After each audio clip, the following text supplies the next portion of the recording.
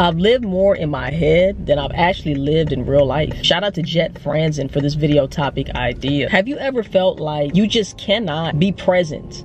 You can't be present and you're just thinking about a million things. You could be surrounded by multiple people, but still feel like you're the only one there, cycling and processing all of these thoughts and all of these emotions. And what am I gonna eat for dinner? Is it gonna be Chick-fil-A? Am I gonna have some catfish? Am I gonna have booty juice? And you're just cycling through these different ideas. What happened when I was 5? What's gonna happen when I'm 52? And you're just cycling through all of these possibilities or all of these past memories, but you can't really be present to what's going on. To be present within your body, to be present with the person, actually experiencing that person and allowing that person to experience you. Even if you're not around anybody and you're walking into the everyday world, you might see other people, but other people are just background characters. Have you ever felt like the spotlight is always on you and everybody else is just a part of the play, but you're the main character?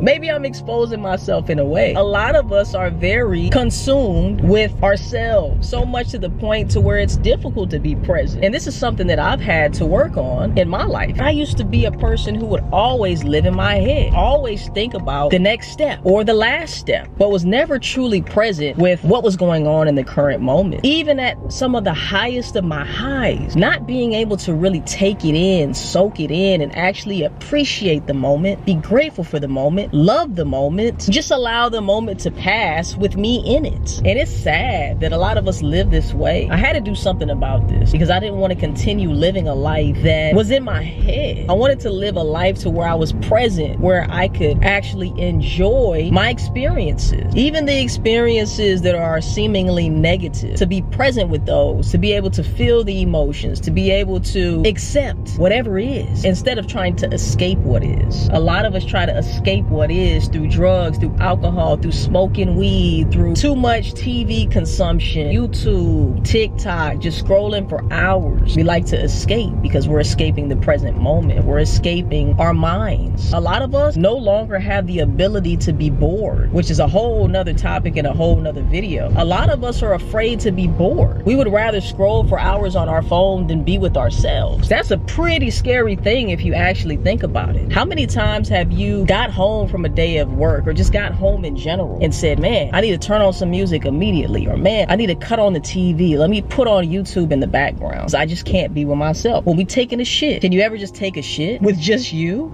Are you ever really just with yourself? Even when you go out on walks like I'm about to do on these nature walks, sometimes, not all the time, because I like to listen to podcasts while I'm walking, but I even force myself sometimes as I'm walking, be present. Notice that we are here to live in the world, not in the world of our minds. If you allow yourself to be trapped in the world of your mind, are you really living? Or are we supposed to live and embody whatever it is that we're feeling in that moment and whatever we're experiencing through our 5 senses, our physical senses? We're able to appreciate a beautiful flower. I don't know if a monkey can do that. Maybe a monkey can appreciate beautiful flowers and beautiful sunlight and clouds and waves in the ocean. Can a giraffe appreciate the things that we can appreciate? Can a cockroach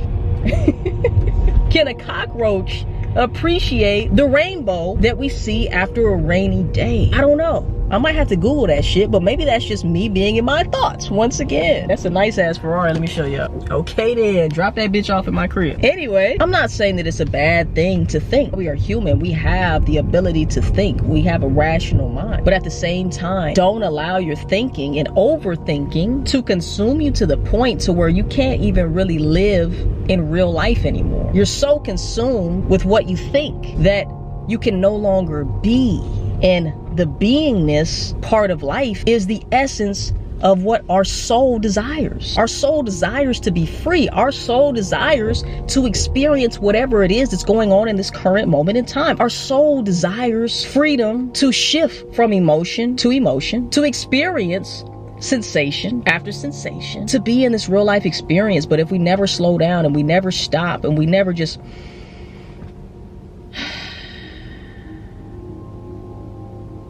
everything is okay right now. And I know you might have a million things going on in your mind. I was there too. And sometimes I get stuck there as well. And I have to slow down and use what God gave me, which is my breath.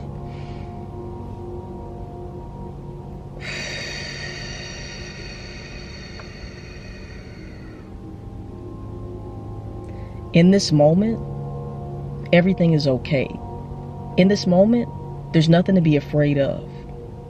Whatever you're worried about, whatever your struggle is, it's not here. It doesn't exist.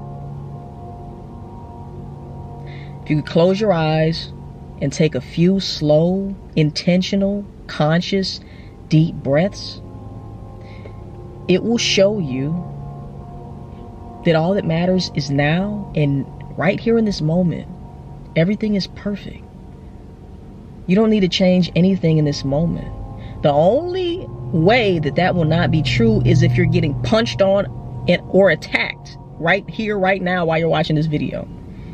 If you're not getting punched on, abused, and attacked right here in this moment while you're watching this video, everything is fine. And if you're watching this video, especially up to this point, you needed to hear this. You needed to hear that I need to slow down. You needed to hear that it's okay right here in this moment. Whatever you're worried about does not exist in this moment. All that exists in this moment is you being you. You're a human being. You're a human being. You're not a human doer. So stop trying to figure out what to do and just be. Just allow whatever it is that you're worried about, that you're doubtful about, that you're fearing. Whatever that circumstance is, or whatever that conversation is that you don't want to have, whatever it is, notice that it doesn't exist right here, right now. And all that it takes is for you to stop, close your eyes, and intentionally breathe and understand that you are a part of this vast, beautiful universe. There's no problem bigger than you. Stop pedestalizing your problems. Stop allowing them to have power over you. Stop pedestalizing your mind and your thoughts. Your thoughts are not you either. You are not your thoughts. So you must learn to disconnect yourself from the thoughts that you have in your brain. If you have a negative thought, just see it as a dark cloud that's passing over. Don't shut that emotion out, but allow yourself to accept it, experience it, and allow it to naturally pass. But we got to stop living up here, and we got to start living from our hearts, from our bodies, so we can actually show up present in the world, show up and enjoy the fruits of God's labor. All of this is God's labor. He didn't work this out for us to be stressed in constant struggle. A lot of that pain, suffering, and struggle comes from our thoughts that are not even ours. So anytime today that you feel that you are trapped in your thoughts, stop, close your eyes, and take intentional, conscious breaths, and come back to the knowing that I am.